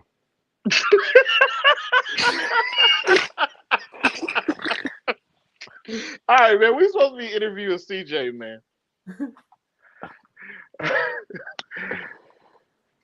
He drinking Revolution for the win, man. We got 2 revolutions, man. Revolution All fight. right, CJ, man. So, what happened with your second clutch, man? That was the only clutch that we've had. I thought you had 2. Nope, that was the first clutch. We tried a different male the first time and she didn't take, so we switched it up, but that was the only clutch we've had. Yeah, it would have been nice to have 17 eggs though. Yeah. But 5 A is cup of better water. than 9. Ooh. I mean, listen, man. It seems like it's difficult for most people their first time around, man. It's just how it goes. Like, and even with people who are like generally more successful than we are, like they still have similar issues, man. Like, Then you got people who so, had like 22 eggs their first time, and then just everything go perfect. I don't know who you're talking about. Uh, the high and mighty rich people. I don't know no rich people over here, Keno. Some about the Texas water, man. Some about the Texas water. Oh yeah, I gotta tell you that Papa Do's is real good too. Just like. Rich nigga shit. But yeah, So man. trying the tell me about the egg comparison, CJ. Egg sizes obviously they smaller, but tell me about the incubation. How does compare the incubation between the two, if you will? Yeah. And what type of tub did you use in your substrate? With the So geckos too. With the geckos right. too. So I'll do the geckos. So like for the geckos, those can be usually incubated on aquatic pond soil, Pangea hatch, vermiculite, perlite. They're all the same shit. Uh, so like crested geckos, they can't be sexed via temperature, but Leachianus geckos, the big joints, those are determined via sex is determined via temperature. So with the Mm. crested geckos, the standard temperature for like a cooler incubation would be 68 to 72 degrees. Um, the standard temperature would be like 72 to like 74. Anybody who's getting really over like 75 is kind of just, pushing it. If you're in the 68 to 72 range, you're looking at anywhere from, 80 to 110 days with crested geckos. The Leachianuses, if you're in that temperature, you're going to be going at 130, 140 maybe. What would you So, be cooking at to determine the sexes? so for the Leachianus to determine the sex, generally people would cook for males. They would cook at like 84 or better. And that would usually you're looking at like a 60 to 75 to 80 days hatch rate. Wow. So that a lot of people are doing that. But the crusteds usually I incubate them at a lot of people do room temperature. But I actually have them in my back baby closet at 73 degrees in an incubator. Because they're that's a cooler part of the reptile room down here. But generally, crested, you want them to go into that 80. I like them to hatch at like 100 days or better. They hatch out big, robust, ready to rock, But so as far to the chondros, I had used a sim container box. I incubated over water. I basically like pre-prepped my incubator like 2 times, many months before. Ran like a little, test sample of like 30 days just to see how stuff went. Ended up adjusting all my shit like the day before she laid eggs. But I just went with the over the water method via sim container box, and I had 2 holes drilled on each side of the sim container, so 8 total. They were all covered up, and I didn't open any until day 41. I incubated at, I think it was 87.3, and then I bumped it down to day 41. I bumped it down to 86.7, I believe. When's your egg start then? When did my eggs start to dent? Yeah. My eggs didn't start to dent till, what was it, day 48, day 49? Yeah. A little later than what some say. But I It's only had okay. 5 eggs, so, maybe the other 13 would have dented 3 days before. No, I don't think the egg denting early is a big thing. I mean, I don't think that you expecting the eggs to dent early is a good thing. I think that seeing them dent in the 40-day range is good. But that's just me. Yeah, I think, if you're starting to see that, you're well on your way. But we 4 piped their own. There was one that was dicking around. And I had several people say, get the scissors out and experience a snip. So I gave it a snip, and it piped the next night, the same night, it through a different part of the egg. So didn't matter. But I got the experience of snipping. They were all red, so the female was a yellow. basically the male is going to be red dominant. Next clutch can prove it off. I need a little more than 5 eggs or 5 kids to be, set in stone with it. But both of his sisters have produced awesome, fantastic fucking high melanism clutches. So if he hits right, he's 13 now. So the young gun Senji couldn't get it done, but we put the old head in, and he got it done. So we'll be putting him to a blue line female next year. Nice. Got some pretty potent blood, VV, Dave D on both sides. So we should really see what he's working with. I'm excited. It takes time, though. It's a numbers game, and you got to be patient. People will go and you can buy, you can try and buy adults. Most of the time, as all the OGs have said, it's not going to work in your favor. You can try and maybe get lucky and maybe get one to settle, but you're better off just buying young and taking the time and growing shit out and just being patient with it. Well, there's a lot of people that you should probably repeat that message for, because there's a lot of people that thought that they were just going to go and get adult chondros and just bring them home and not quarantine them and make them start fucking get babies immediately. Yeah, quarantine is, you got to quarantine your shit. It don't matter if it's a gecko or not. Everything has to be quarantined. I think anybody with common sense just knows, especially with chondros, some of these dudes have a $500,000 collection. Fucking around can go bad. You've seen a lot of those snakes from the Nitto apocalypse. I think that showed a lot of people, or not showed, but a lot of people, took that sign as they needed to step their game up and, be more responsible and more thorough with the cleaning. And I think that's the biggest thing, is many people have spoke on it before.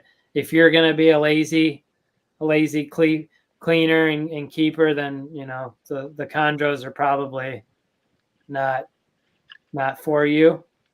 Like the neonates, they shit every day. You gotta clean. Like the first thing I start, and it's my days, I come down here and I clean the neos. That way they're done. Anything else I have to do the rest of the day, I'm good to go. That's one way. I don't clean adults and neos on the same day. Not for any reason, just for protocol. You can do that to set yourself up for success. You don't clean the geckos and feed the snakes on the same day. There's a lot of ways that you gotta, a lot of people, I think the biggest problem was a lot of people underestimate the water changes with these guys. Like we have Sozin, he's our problematic shedder. So I have to spray him every day to just make sure that we're getting on to I don't know if it's the humidity thing with him, because we keep him in a cage that's at the top and it gets a lot of airflow. So it's just something goes into watching each animal. Every other animal in this facility sheds without an issue. He'll give a couple bad sheds right. So it's, you got to pay attention to the animal. It's the middle of summer. The heat's been kicking on and off. If you're not paying attention, though, things can go wrong pretty quick. What's your substrate for this animal? Paper towels.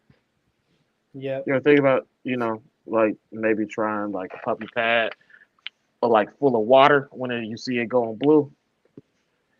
Yeah, so I've usually, when I see him going opaque, we'll dump the water bowl.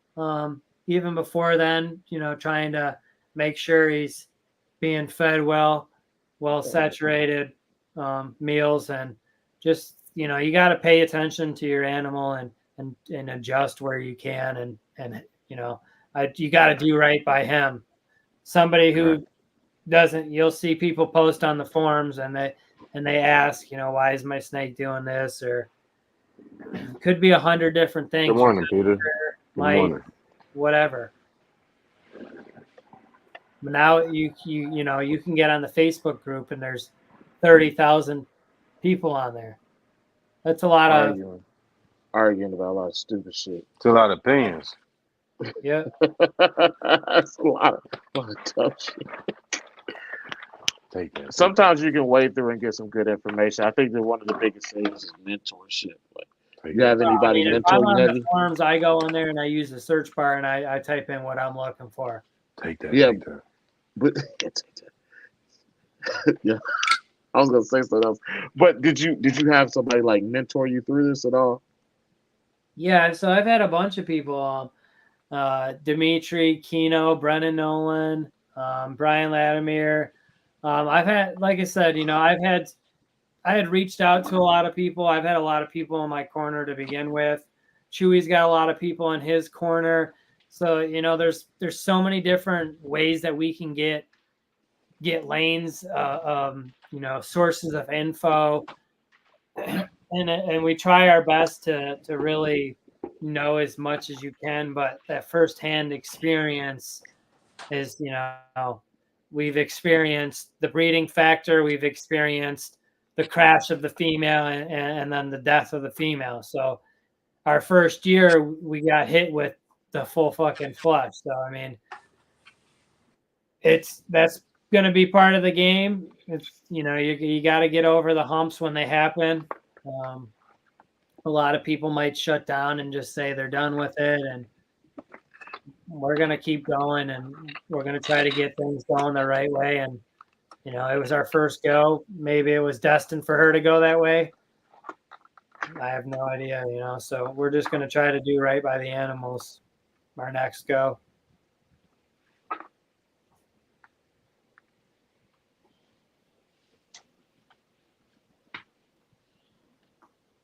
Please stare at the camera. So what do you think you got on the horizon next year? I know you talked about one clutch already, but what do you foresee next year? So next year, we'll have 3 females, possibly 3 females. But so the one girl is gonna be Blue Line. We're gonna go with we're gonna put him or Sozin with her, and then the other female that we have is was produced by Bart Ullman. It's actually a couple generations down from Versace blood. So we're not sure which route we're gonna go with that. And then we have that Jaya Biak, who was an import from Ryan Burke. I'm not sure if we're going to throw a yellow male at that one. We're going to try to use 3 different males to try and outsource our blood as quick as possible. That way we can round back to outcrossing everything. But we, everybody's, well, we're male heavy here, but we are only male heavy by a couple. So if a couple of these neonates and a couple more of these unsexed things turn out in our favor, we'll be all right. But it's definitely a numbers game. It's like a pipeline system. You always got to have something that's growing up, that next thing. These things, a lot of these things aren't going to be bred year after year. Year on, year off, maybe back to back. You can't speak on what others will or won't do. So I'll just leave that there. But, day by day, we're not really trying to rush stuff. I mean, you can't really rush these things anyways. But next year could be pretty exciting. And, we might try, we only have 1 incubator right now. Obviously, another incubator would be something that we would potentially need. So that might come into, the pairing process might go where something has to go early year, mid-year, end of year, and just try to time out that incubator. So we'll see. There's still a lot on the broad. Trying not to just think that far ahead. Just concentrate on the day by day tasks that we have. Okay. So we got about 14 minutes left, man. You got anything else you want to go over? No, I'm pretty content. Okay. Kino? See Jizzle. Let's see.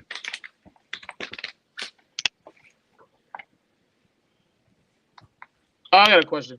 What type of incubator you got? Did you build it or did you buy it? Sea Serpent's hot box, 2x2 or the 48.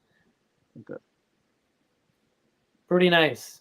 You would call it a wet box.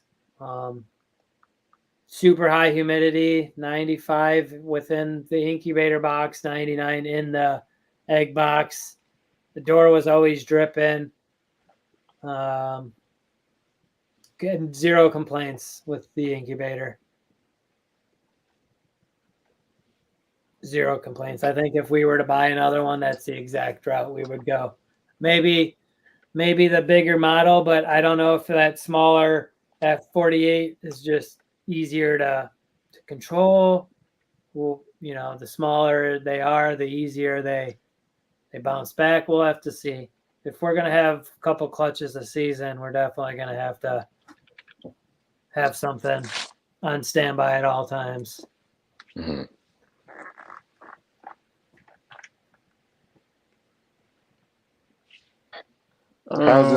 How's fatherhood? How's it fatherhood treat you? It's awesome, man. The heater she'll be 1 in a couple weeks, having her first birthday party. She's damn there ready to walk. She's got like that. She's taking that first step where she's not scared to like put her hand out and take that step and fall. So we're right there, but it's amazing. I've cut back from the geckos, and it's allowed me to experience firsthand everything with my daughter, and it's honestly the best thing that's happened. So beyond blessed. How long are you gonna wait till you have a second? At least another year. Probably closer to like 2. Yeah, don't rush it. Don't rush it, man. Don't have them back to back. This is rough. No, yeah, we're in the middle of renovating the whole house too. We just finished up the basement, so we're on to the living room and the kitchen next, and of course that's going to be the most expensive part of the house. So we're just kind of chilling. Nothing is on the radar for the next year or so. We got some vacations planned this year: Alaska, Oregon, Texas in the next few weeks. So go swimming. Yeah, we're gonna open our pool next week, actually.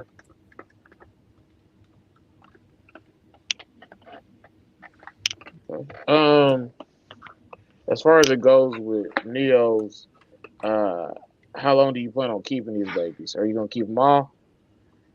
Yeah, so we only hatched out 5. We plan to keep all of them. The plan is to obviously to weigh our odds in the female favor. But yeah, and we're not like quick to sell or anything like that. We're more interested in seeing the process of the progression.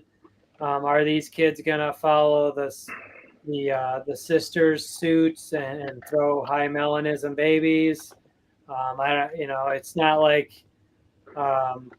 we're trying to sell them to buy something else. We're the quickest way to add stuff to your roster is within house, making them for free.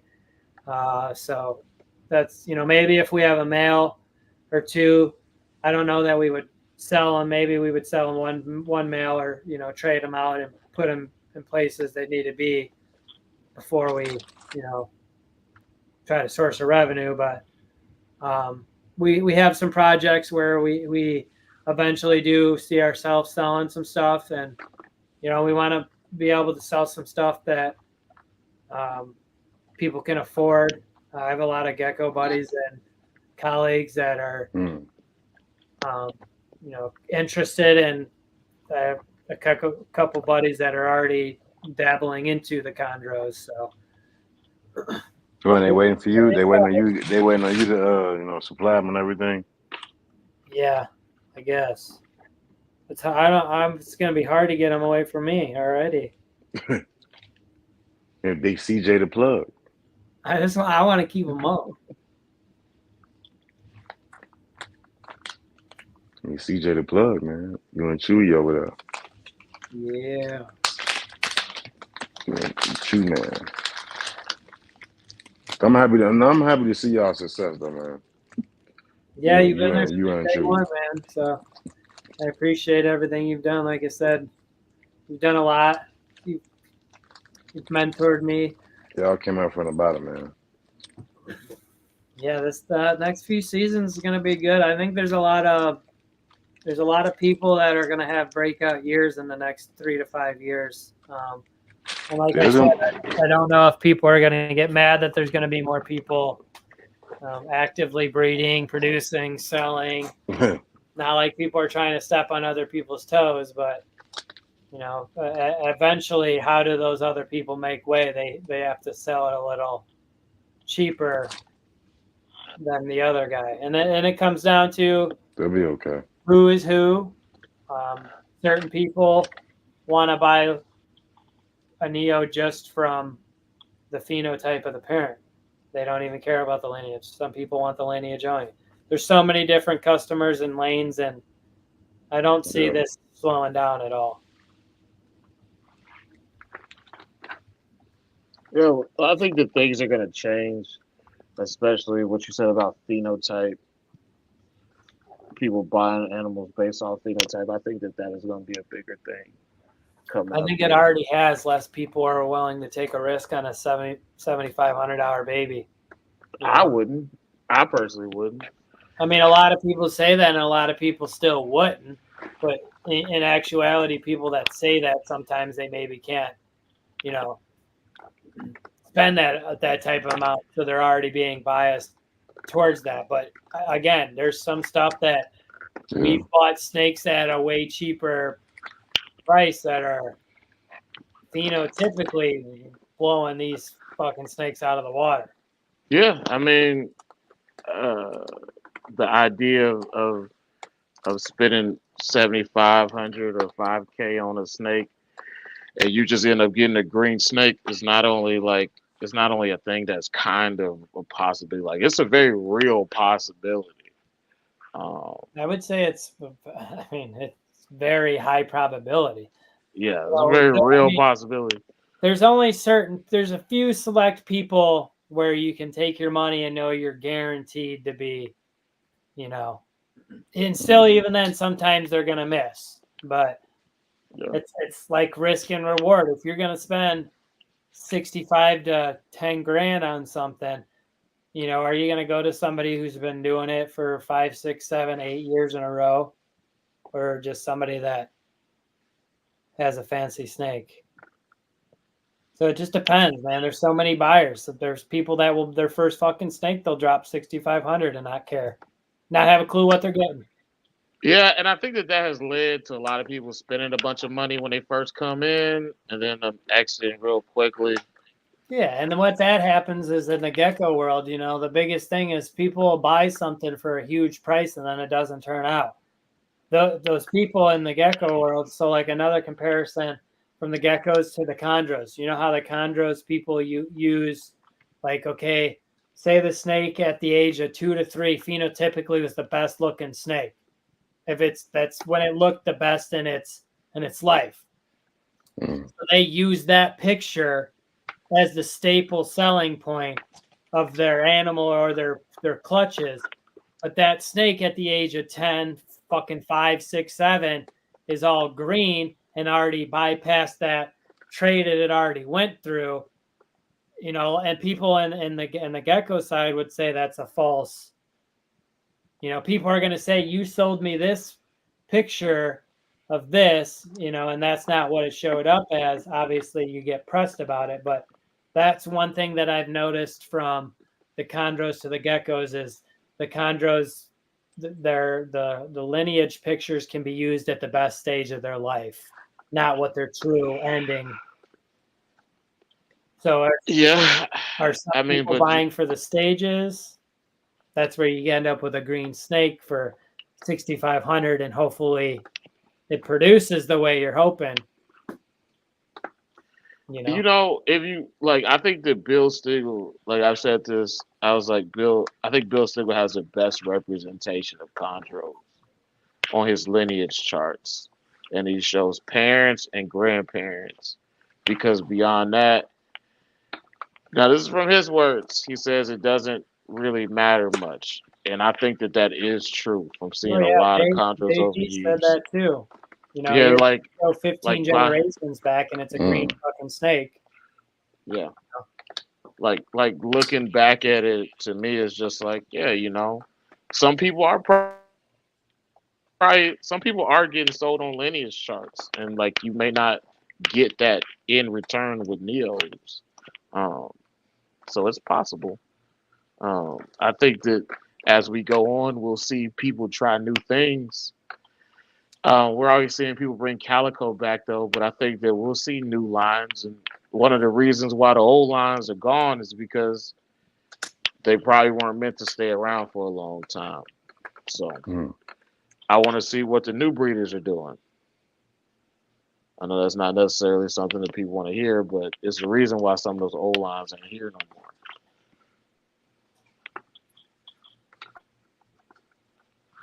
I agree. I think that I think the key with outcrossing, you just gotta, outcross right. Yeah, you gotta do it right.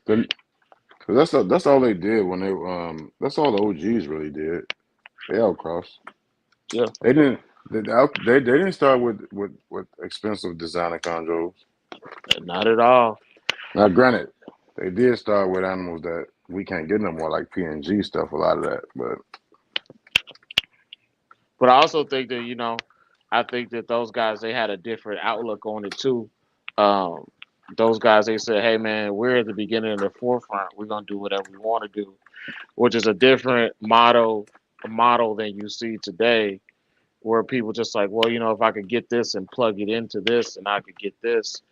Those guys at the beginning didn't have any idea what this stuff would be in the future.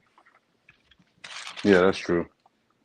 So That's true. That they was just basically they working was with what doing they what had came in. they was doing what they could do. Make it do what it do, baby. All right, CJ, you got anything else you want to go over, man?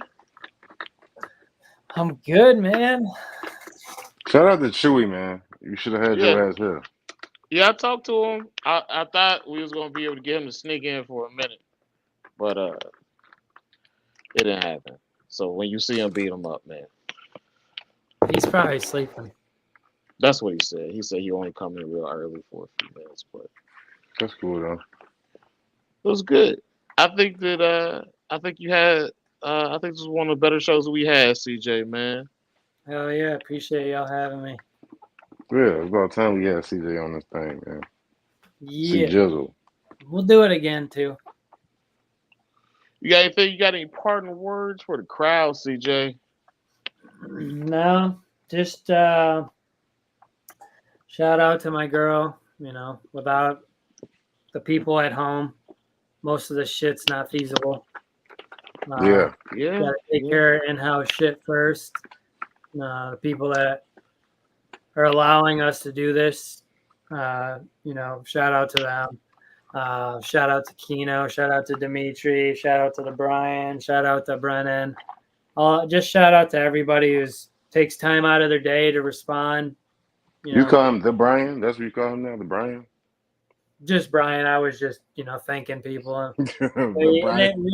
We got so many good people on our corner, man. Like I said, it's hard to not succeed and just want to do better and take that information and fucking run with it. You know, it's all you can do. If you don't want to do it, you know, it's your collection will probably stay where it's at. There's a lot of people that I think that are gonna open this shit wide open in the next few years. If they already, you know, basically are, but I'm excited to see what the future, like you said, there's gonna be a lot of new shit that's gonna be coming on, especially with all the new quality stuff. The fuck are you fucking ironing your shirt over there, dude? I ain't nothing, man. I was walking through the damn hallway and tripped over the damn hammer and almost broke my damn foot, man. I'm not even gonna say nothing. Damn football gear, man. Look at you. Look, go ahead. I didn't say anything. I know. You're still alive, dog. Hey, he got this thing where wait, hold on. He's wow. Let's get out of here, man. That's crazy, dang. All right, CJ, man. Hey, I never We seen appreciate nobody wait for you to have an almost near death. That's not true. Stop listening to this shit. Hey, CJ, we appreciate you coming through. We hope to get you back again, man. And everybody have a good night. Later, bro. All right, we're in the bar room, y'all. Till next week. Peace.